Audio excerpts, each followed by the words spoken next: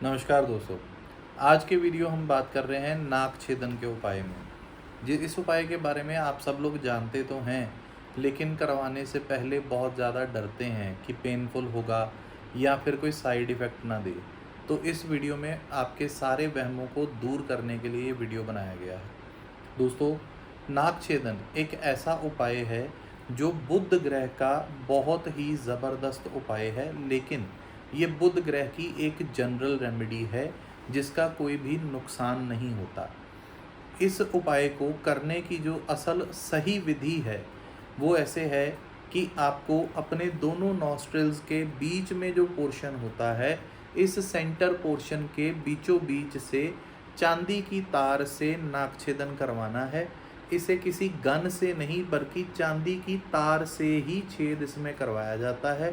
लोग अपनी हड्डी को छिदवाने की कोशिश करते हैं, लेकिन हड्डी में छेद नहीं करवाना।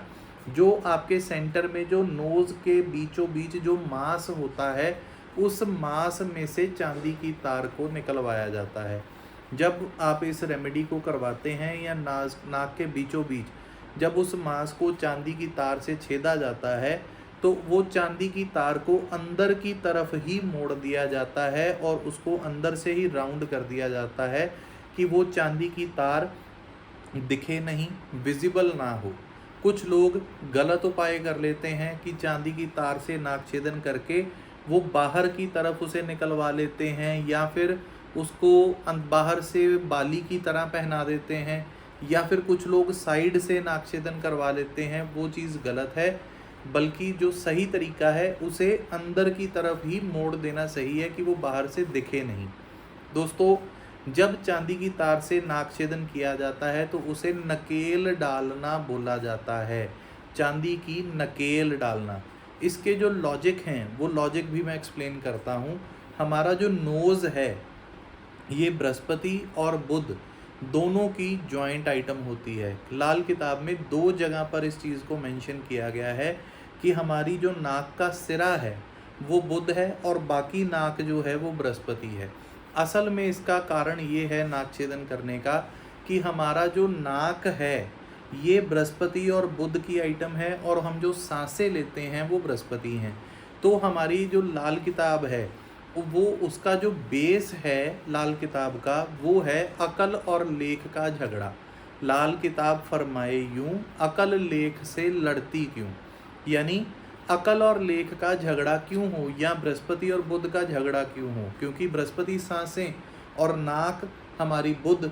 तो ये जो हमारी सांसें हैं ये हर तरह के माहौल में, यानी चाहे खुशी है, गमी है, कर्जा है, या बहुत ज़्यादा फाइनेंशियल ग्रोथ है, तो वो सांसें तो चलती रहेंगी। यानी जब तक जीवन है सांसें चलती रहेंगी। लेकिन जब अकल लेख इम्बैलेंस हो जाते हैं या फिर इनका कुंडली में गुरु और बुध का झगड़ा हो जाता है, तो इस झगड़े को सेटल डाउन करने के लिए चंद्रमा की मदद ली जाती है। उसके लिए पेज नंबर 181 पे श्लोक है कि जब शत्रु में चंद्र जो आवे, मित्र सभी बन जाता हो। मतलब कि जब 2 शत्रु ग्रह बन जाते हैं या जो 2 ग्रह जब आपस में झगड़ा करना शुरू कर देते हैं, हालांकि गुरु और बुध आपस में बराबर के ग्रह हैं, या फिर कुछ एक केसेस में गुरु और बुध का झगड़ा भी बोला है, तो जब गुरु और बुध इम्बैलेंस हो जाते हैं, अकल लेख इम्बैलेंस हो जाती है,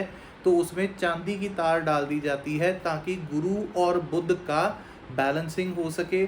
गुरु और बुध आपस में बैलेंस होकर इंसान की लाइफ को स्टेबल कर सकें।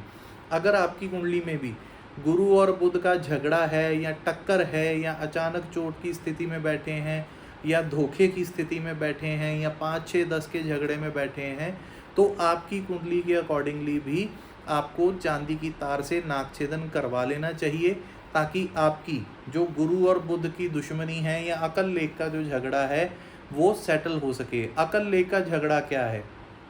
अकल लेख का झगड़ा ये है कि जब आप हर चीज़ को बहुत ज़्यादा एक्सप्लोर कर रहे हैं, आप उसको बहुत ज़्यादा अध्ययन करके किसी भी डिसीजन को ले रहे हैं, लेकिन फिर भी किस्मत साथ ना दे, यानी कि टैलेंट होते हुए भी आप उस टैलेंट को कैश ना कर पाएँ, तो उस वक्त चांदी की तार से किया गया नाक छेदन आपकी जो अड़चने हैं उन अड़चनों को दूर कर देता है।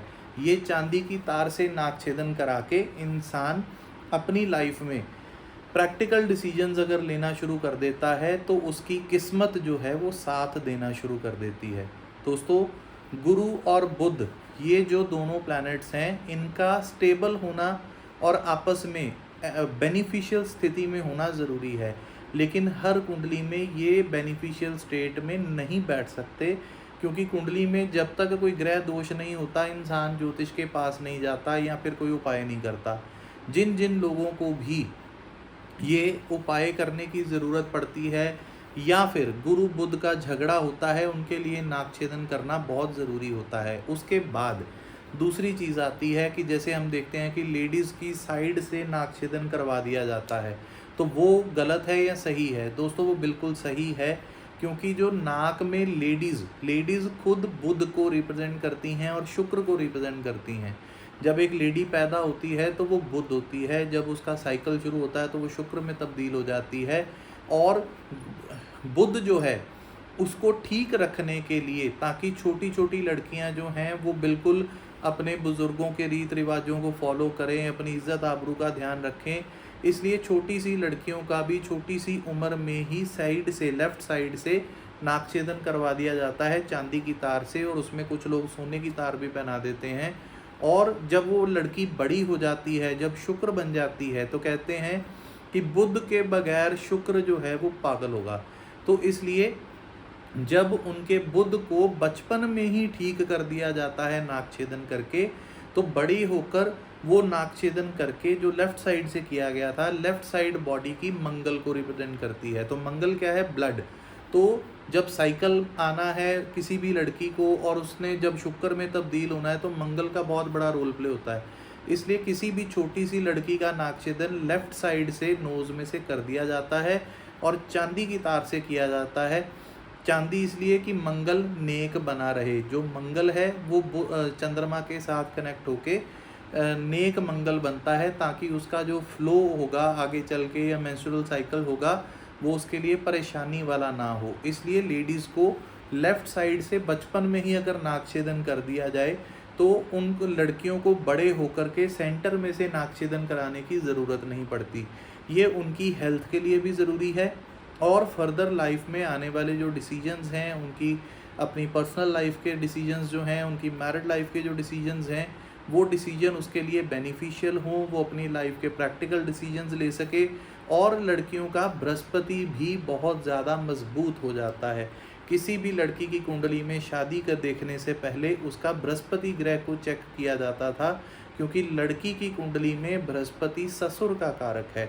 और लड़की की शादी करने से पहले अगर उसके ससुर का कारोबार अच्छा है, ससुर का घर परिवार अच्छा है, तो ऑब्वियसली आगे चल के भी उसके लिए बेटरमेंट ही रहेगी।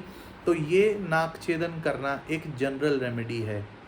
नाक छेदन करने से जिन लोगों की पेमेंट्स बहुत ज़्यादा काम में फंसी हुई हैं, या उनको फाइनेंशियल फ्लो नहीं आता, या फिर उनके डिसीजंस गलत हो जाते हैं, या फिर जिन लोगों की पेमेंट्स इस तरह से स्टक हैं कि बहुत ज़्यादा कागज़ी कारोबार में ही उनकी पेमेंट सिर्फ कागज़ों में दिखती हैं, हाथ में नहीं आती, इन सब प्रॉब्लम्स का समाधान सिर्फ एक नाक छेदन करने से ही हल हो सकता है। और ये नाक छेदन साइड इफ़ेक्ट देने वाली रेमेडी नहीं है। ये रेमेडी आपके लिए हमेशा बेनिफिशियल साबित होगी। इस रेमेडी को आप भी कर सकते हैं और फ़ायदा ले सकते हैं। ऐसे ही इन्फॉर्मेटिव वीडियोस लेकर के आपके साथ मैं जुड़ता रहूँगा। आज के वीडियो को देखने के लिए बहुत बहुत शुक्रिया। Thank you very much. Bye bye.